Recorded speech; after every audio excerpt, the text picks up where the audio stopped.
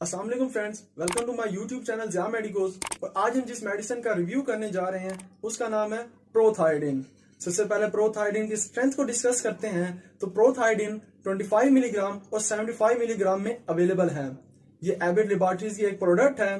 अगर इसके active ingredient की बात की जाए तो वो है डोसल्फिन हाइड्रोक्लोराइड। सबसे पहले डोसल्फिन हाइड्रोक्लोराइड की केमिस्ट्री को डिस्कस करते हैं। तो डोसल्फिन एक एंटी डिप्रेसेंट ड्रग है, यानी ये साइकोटिक, न्यूरोलॉजिकल और एंजाइटी डिसऑर्डर्स को ट्रीट करती है। अब ये किस मैकेनिज्म को थ्रू करती है उसको शॉर्टली डिस्कस कर लेते हैं। एंटी डिप्रेशन को डिस्कस करने से पहले हम ह्यूमन नेचर को डिस्कस कर लेते हैं। तो ह्यूमंस में जो इमोशंस और फीलिंग्स होती हैं, जैसे हैप्पीनेस का होना, जॉयनेस होना, सैडनेस होना, आपकी थिंकिंग पावर्स होगी, मेंटल पावर्स होगी, प्लानिंग पावर्स होगी, मोटिवेशंस होगी, तो ये सब चीजें रेगुलेट की जाती हैं सर्टन न्यूरोट्रांसमीटर्स के थ्रू। जब ये न्यूरोट्रांसमीटर रिलीज होते हैं तो आपको ये फीलिंग्स फील होती हैं, और जब ये न्यूरोट्रांसमीटर्स इनहिबिट हो जाती हैं तो आपकी ये फीलिंग्स और सेंस भी डिस्टर्ब हो जाती हैं।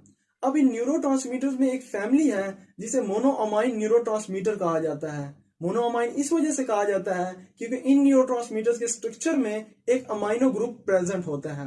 अब मोनोअमाइन न्यूरोट्रांसमीटर की कैटेगरी में तीन न्यूरोट्रांसमीटर आते हैं। एक सेरोटोनिन, दूसरा डोपामिन और तीसरा नॉरएपिनेफ्रिन। सेरोटोनिन जो कि आपके मूड को स्टेबलाइज करता है और आपकी हैप्पीनेस को फील करवाता है। डोपामिन आपकी थिंकिंग, प्लानिंग, मोटिवेशन और मेमोरी को रेगुलेट करता है। नॉरएपिनेफ्रिन आपकी लर्निंग, विजिलेंस, सेक्सुअल अरोसल को रेगुलेट करता है और इसके साथ ब्लड प्रेशर को राइज करता है, जिससे आपको अलर्टनेस होती है। तो ये तो थी केमिस्ट्री न्यूरोट्रांसमीटर्स की। अब हम बात करते हैं कि एंटी डिप्रेसेंट किस तरह काम करते हैं। तो एंटी डिप्रेसेंट में एक फैमिली है जिसे ट्राइसाइक्लिक एंटी डिप्रेसेंट कहा जाता है। अब ट्राइसाइक्लिक एंटी डिप्रेसेंट इनहिबिट्स करती हैं न्यूरोट्रांसमीटर्स के रीअपटेक को, यानी अगर कोई न्यूरोट्रांसमीटर प्री साइनेप्टिक नर्व से रिलीज हो गया तो वो पोस्ट साइनेप्टिक नर्व से जाके अपने रिसेप्टर से बाइंड होगा, वो दोबारा रिटर्न या रीअपटेक उसका नहीं किया जाएगा। अब नॉर्मल ह्यूमन फिजियोलॉजी में ये होता है कि जो न्यूरोट्रांसमीटर रिलीज होते हैं उनको रीअपटेक करवा लिया जाता है, लेकिन अब चूंकि हमें एंजाइटी और डिप्रेशन है और हमें इन हार्मोन्स और न्यूरोट्रांसमीटर्स की जरूरत है, तो इनको रीअपटेक नहीं करवाया जाएगा। और जब इनकी रीअपटेक नहीं होगी तो इनकी जो कंसंट्रेशन और क्वांटिटी है वो बढ़ जाएगी, जिससे आपका जो डिप्रेशन और एंजाइटी थी या कोई मेंटल इलनेस थी वो ट्रीट हो जाएगी। अब इसके यूजेज और क्लिनिकल एप्लीकेशंस की बात करते हैं।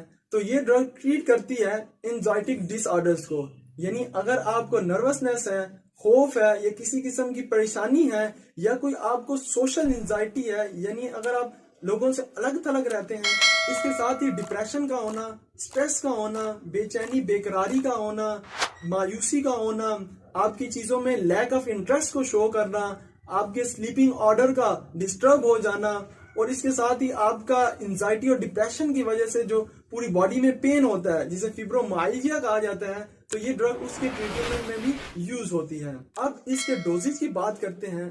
तो ये ड्रग आपने लो डोज यानी 25 मिलीग्राम से स्टार्ट करनी है और आप इसे एज मैक्सिमम 100 मिलीग्राम तक ले जा सकते हैं, मगर आपने इसकी डोज को रोजाना नींद से 1 घंटा पहले इस्तेमाल करनी है और 6 माह तक तकरीबन इस्तेमाल करनी है, क्योंकि इसका जो एक्शन है वो 6 माह तक उसके सिम्टम्स अपीयर हो सकते हैं। अगर इसके साइड इफेक्ट की बात की जाए तो इसके कॉमन साइड इफेक्ट में ड्राउजीनेस यानी गनूदगी का आना, स्वेटिंग का होना, ड्राई माउथ का होना, धुंधलापन दिखाई देना, कॉन्स्टिपेशन होना और सेक्सुअल डिजायर्स का या तो बहुत ज्यादा हो जाना या बहुत कम हो जाना कॉमन है, और इसके साथ आपको सुसाइडल थॉट्स भी आ सकती हैं।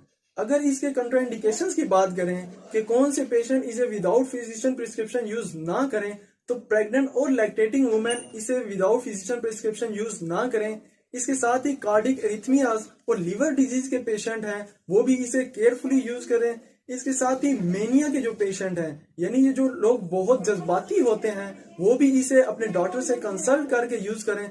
लेकिन अगर आपको इससे सुसाइडल थॉट्स आती हैं तो आप अपने साइकेट्रिस्ट या डॉक्टर से जरूर कंसल्ट करें। अगर लास्ट में इसकी क्लिनिकल एप्लीकेशन को सम अप किया जाए तो आप ये drug depression, anxiety, mental illness, stress और मूड चेंज के लिए सेफली यूज कर सकते हैं। अगर आपको मेरी ये वीडियो अच्छी लगी हो तो मेरी इस एफर्ट को अप्रिशिएट जरूर कीजिएगा और अपना फीडबैक जरूर दीजिएगा। अपना और मेरे इस यूट्यूब चैनल का जरूर ख्याल रखिएगा।